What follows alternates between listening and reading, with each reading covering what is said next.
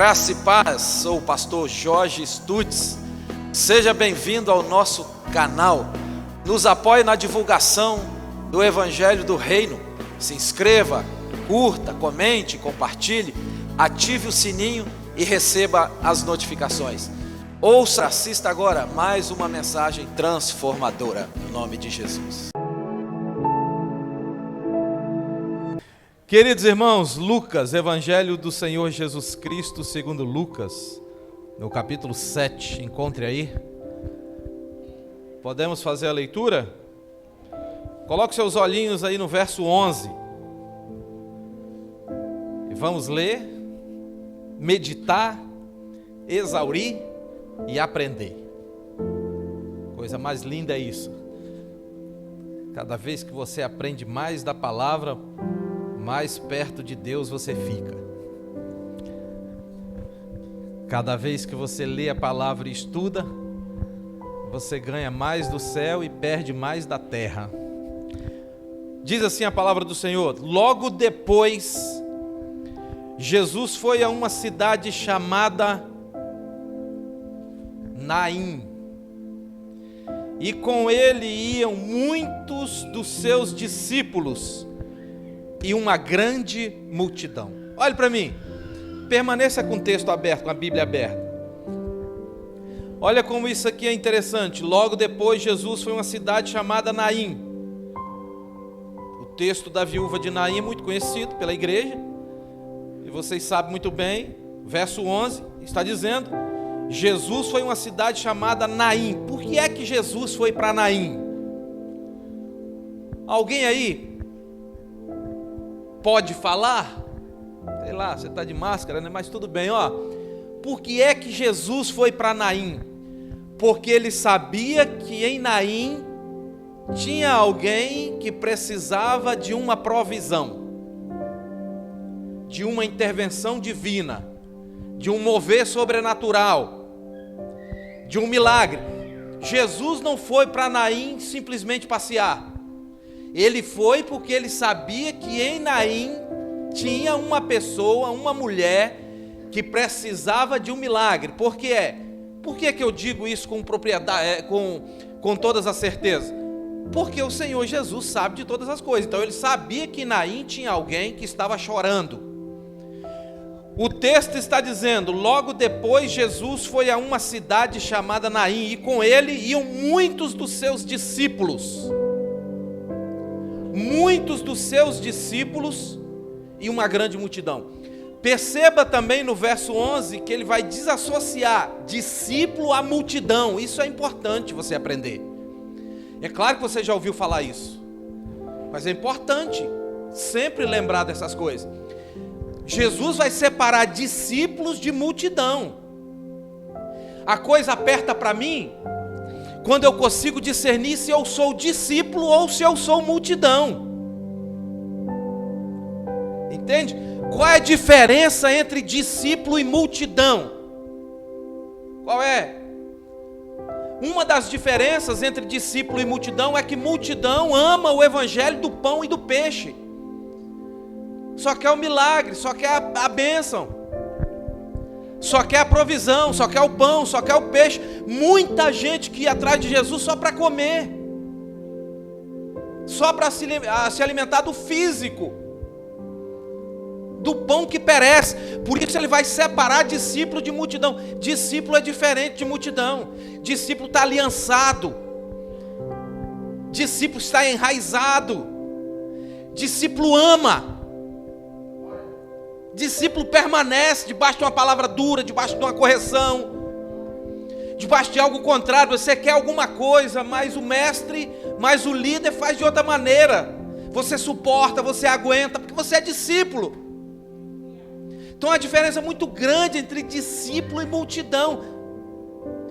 Você precisa atentar para isso. Jesus faz questão de dizer. O texto poderia falar: e com ele ia muitos discípulos, ou com ele ia uma grande multidão. Pronto, mas ele separa. Aí a situação aperta para nós quando a gente discerne: espera aí, eu sou discípulo ou eu sou uma multidão? Eu faço parte de qual grupo? Então o discípulo suporta a pressão do ensino. É aí que está a questão. A carga do ensino, a pressão do ensino. Eu achei interessante em algo que foi falado aqui essa semana, que Pedro disse para o Senhor Jesus: Senhor, para quem iremos nós? O pastor Genilson falou isso, eu guardei, interessante. Para quem iremos nós? O Pedro não está dizendo, Senhor, para onde iremos nós? Porque foi dito o seguinte: onde é um lugar, quem é uma pessoa. E aí, para qual pessoa você vai levar o seu clamor? Você vai conduzir a sua oração? Para qual pessoa? Para quem iremos nós? Então o discípulo, ele aprende com a carga do peso do chamado do ministério.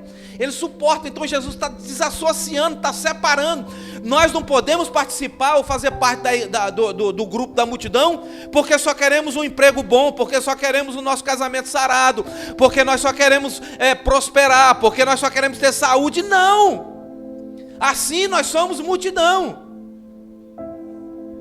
Mas quando nós entramos pela rota do discípulo, não, eu quero ser discípulo, eu aguento, eu suporto as adversidades diárias, as dificuldades de ministério e as lutas, aí eu sou discípulo.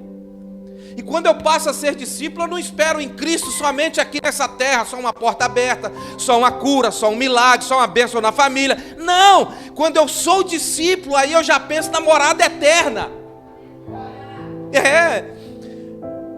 E Paulo escreveu dizendo, olha, se nós esperarmos em Cristo só aqui nessa terra, nós seremos os mais miseráveis de todos os homens. Então a gente precisa pontuar. Jesus está indo para Naim, está indo ao encontro de uma viúva,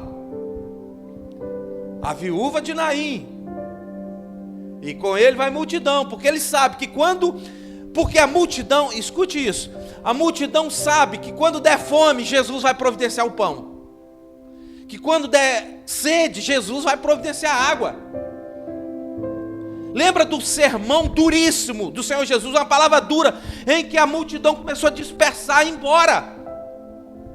Eles não suportaram a palavra, porque a palavra era dura.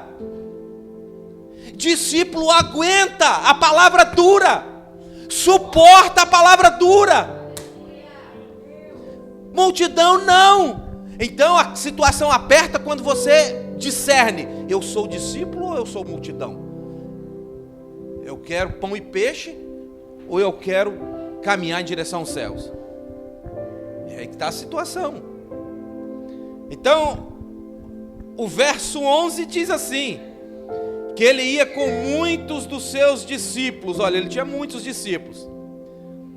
Vale a pena lembrar que em Atos, depois do avivamento total, em que os apóstolos vão reunir a igreja, tem 120 membros a igreja do Senhor Jesus, 120 pessoas. Aí você analisa, olhe para mim, você analisa o que o Senhor Jesus operou no seu ministério, hein? A própria Bíblia diz que não dá para colocar em livros os milagres que Jesus operou. Olha isso, a grandeza disso. E agora, na igreja de Atos, quando eles se reúnem para dar o pontapé inicial da igreja, que convoca a igreja para uma assembleia solene, tem 25 pessoas, 120 homens, 120 discípulos. Depois de tudo que Jesus fez, depois de tanta coisa que ele operou, agora tem 120. Senhoras e senhores, 120 nós temos aqui. Aleluia. O que aprendemos com isso? Aprendemos o quanto é difícil lidar com os homens, com o ser humano. Eu me enquadro aí também, tá, irmãos? O quanto é difícil lidar com o ser humano. Perceba então que quem andou com Jesus na grande massa era a multidão, porque na reunião solene tinha 120 pessoas. Para pensar nisso. Tudo bem que houve aquele mover do Pentecostes em que Pedro pregou e 3.000 almas se renderam ao Senhor Jesus. Aí sim, a igreja passou de 120 para 320. Que crescimento espetacular, hein, Liza? Imagina a casa, o tamanho que era dos cultos, e agora? Mas nós estamos falando da dificuldade, mas Jesus está indo para Naim. A história aqui é a viúva de Naim, é alguém que precisa de uma mão divina. Então Jesus está indo para Naim, no verso 12 diz: quando chegou à porta da cidade, levavam um defunto, filho único de sua mãe, que era viúva, e com ela também ia uma grande multidão. Olha o 13, vendo-a, o Senhor sentiu grande compaixão por ela e lhe disse: não chores. Eu acho isso lindo. Eu acho isso muito lindo. Porque o cortejo já estava do lado de fora da cidade, já estava no portão. Já estava no portão da cidade. Você não observou isso, mas muitas vezes o agir de Deus veio na hora exata para você. Você entendeu que demorou, talvez entendeu que antecipou, sei lá, alguma coisa, mas é sempre na hora exata que ele vai agir, que ele vai chegar, que ele vai operar. Sempre. Então, no portão da cidade, vem Jesus com seus discípulos e encontra aquela pobre viúva. Não tem como, eu não tenho margem para achar que essa viúva era rica. Eu não consigo ver isso. Eu consigo entender, enxergar aqui uma viúva pobre e agora destruída. Porque o marido já havia morrido e agora o filho. Que coisa terrível. Preste atenção nisso. Em primeiro lugar, ela estava fazendo o trajeto, a caminhada, a estrada que ela já conhecia, porque ela já havia passado por esse caminho para levar o marido, e agora ela já conhecia o caminho do cemitério, e agora ela está levando o filho. O que é que eu consigo extrair daqui dessa leitura? Eu consigo extrair a seguinte lição: que isso para essa mulher se tornou um problema repetido. Entendeu? Isso foi um problema repetido. Já tinha acontecido antes, aconteceu agora. Uma situação de dor, de perca, de choro, uma situação repetida. É aquela coisa, aquele tipo de problema. É como se a morte tivesse falado para ela nesse dia, nesse tempo: olha, voltei. Lembra que eu estive aqui na sua casa, você fez o caminho do cemitério? Pois é, voltei. Era uma situação repetida. Era uma dor, era uma lágrima, era um sentimento terrível e repetido. E sabe o que acontece conosco? Muitas vezes, coisas repetidas também batem na nossa porta. É sério isso. Coisas que vão e voltam, que vão e voltam. Que você luta para que aquela situação não aconteça novamente. Com certeza essa viúva tratou de todas as suas forças e com todos os remédios de época para livrar o menino. Eu quero dizer que com certeza você luta bravamente, porque você não é um covarde, você não foi tirado na fileira dos covardes, mas sim na fileira dos justos, dos chamados, dos convocados por Deus, na fileira da geração eleita, santa, comprada, remida. Você foi tirado dessa fileira, então com certeza você luta com todas as suas forças, com o máximo de empenho, mas o problema bate de novo a porta.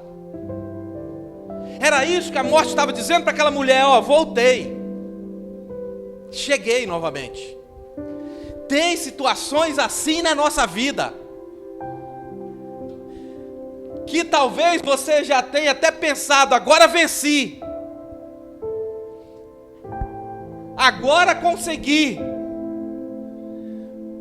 Mas em um estalo, em um deslize, em um piscar de olho, está lá de novo o problema. Era isso que estava acontecendo com a viúva de Naim. E isso não parou de acontecer, acontece nos dias de hoje. Tem coisas assim na nossa vida, que somos pegos de surpresa, hora ou outra, com a repetida situação, com o repetido problema, com o repetido pecado, com a repetida dor. Porque eu falo isso aqui na igreja, o homem de Deus, homem e mulher de Deus, não peca com sucesso. Tem dores. Olha, tem um louvor que eu estou ouvindo muito nesses dias, do Peregrino. Você já ouviu esse louvor? O Peregrino, do Vilas Boas. Em meu louvor ele disse o seguinte: eu sou como um homem peregrino em terra distante. Nossa, isso é lindo, de pensar que aqui não é a nossa pátria, gente. Não é a nossa casa aqui. Sou como um homem peregrino que tenho de tudo, mas espero por algo maior. Precisamos entender, aqui não é a nossa casa, gente. E quando a gente entender isso, nós vamos aprender a lidar melhor um com o outro. Tem gente que você não consegue se aproximar dela, está blindada no mundo dele, no mundo dela, que não se achega e perde essa delícia que se chama relacionamento, amizade. Por que é que são assim? Por que é que perdem? Porque não conseguem se relacionar. Estão amarrados em intrigas, em problemas, em mágoas, em discórdias, sendo que aqui não é a nossa pátria. Você é como um homem peregrino numa terra distante, mas no dia certo, no momento correto, você vai para a sua pátria, para a sua cidade celestial, para a sua morada eterna. Aqui nós estamos só passando, então vamos nos amar e nos perdoar 70 vezes 7, todos os dias, todas as horas. Aí a alma fica limpa, aí o coração fica limpo. Esse é a sabedoria, o conhecimento espiritual que precisamos adquirir. Chega a gente e diz: ah, pastor, fulano falou de você, ou falou da igreja. Aí eu respondo assim: é bom. Não, mas ele falou: é bom que fale. Por quê? Porque eu vou analisar se tem áreas que eu preciso de melhoras. É bom que falem de você. Não fique irado, revoltado, com vingança, com ódio, não. A crítica é boa. Quando fala, te dá uma brecha para você analisar o seu eu, a sua situação. Ah, falar de você, falar da igreja. Bom, então vou analisar isso. Por quê? E eu não vou deixar de amar ninguém porque alguém falou isso, porque fulano falou aquilo. Não deixe de amar uma pessoa porque você ouviu dizer, alguém falou que essa pessoa falou, e você ame-a. Abrace. Demonstre amor. Paulo também falou sobre isso: ainda que menos amado, eu vou te amando cada vez mais. Só quem faz isso é quem é cidadão do céu. Os terrenos, a multidão não faz isso. A multidão quer ódio, quer vingança. Mas discípulos fazem isso. Discípulos agem dessa maneira. Eu vou finalizar agora dizendo o seguinte: quando chegaram à porta da cidade, levaram um defunto. Problema repetido. Olha, se na sua vida tem situações como essa, perceba que quando Jesus chega e se encontra com aquela situação, olhando para a mulher, ele moveu-se de grande compaixão. Entendeu? Sentimento a vontade de resolver o problema daquela mulher, de operar um milagre, ele se moveu através disso. E disse para a mulher: não chores. Então, a mulher tinha primeiro que parar de chorar para receber o milagre. E o Senhor Jesus não operou o milagre primeiro e depois falou para a mulher: pronto, não precisa chorar. Não, primeiro ele disse: não chores. Depois ele operou o milagre. Entendeu? Então, preste atenção. Faça o possível para, diante de uma situação, até de murmúria, de reclamação, pare de lamentar sobre isso, pare de chorar sobre isso, que aí virá o milagre. Quando Jesus chega, ele põe fim, naquele tempo, naquele momento, ele põe fim a um ciclo de derrota e de perda e de maldição. Por segunda vez indo para o cemitério, passando pelo mesmo caminho, passando pelas mesmas dores, passando pelos mesmos males, pelos mesmos sentimentos, se repete essa situação. Jesus encerra ali e dá um milagre para aquela mulher. Nós vamos fazer uma oração. Ministério de louvor, por favor. E nessa oração nós vamos clamar ao Senhor Jesus que Ele venha ao seu favor e encerre esse tempo de problemas que se repetem, de situações que se repetem na tua vida. Coisas que vão e que voltam. E até mesmo coisas que te afastam de Deus. E você fica mal, horrível. Você não está bem, não fica bem. Coisas que insistem em bater lá na sua vida, lá na sua porta. Então, como o Senhor Jesus pôs fim àquele ciclo, eu tenho fé que o meu Jesus não mudou. Ele permanece o mesmo. E porá fim a um ciclo de coisas repetidas na tua vida que te faz sofrer, que te faz chorar. Eu quero orar com você. Antes de orarmos, feche os seus olhos, por favor. Feche os seus olhos. Antes de orarmos, feche os seus olhos.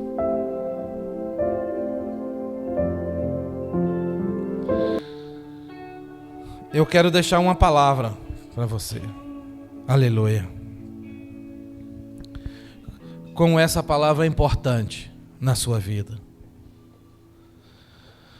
O Senhor Jesus tem aliança com quem se aliança com Ele, com quem se relaciona com Ele. Eu quero deixar uma palavra para você que pode mudar todo o curso da sua vida para melhor. Alguém nessa noite deseja receber Cristo Jesus como seu único e suficiente Salvador? Se tem alguém no nosso meio que deseja receber Cristo Jesus como seu único e suficiente Salvador, onde você está? Levanta tua mão direita, eu vou orar por você. Ele vai pôr fim a coisas repetidas, a coisas que traz dores para você.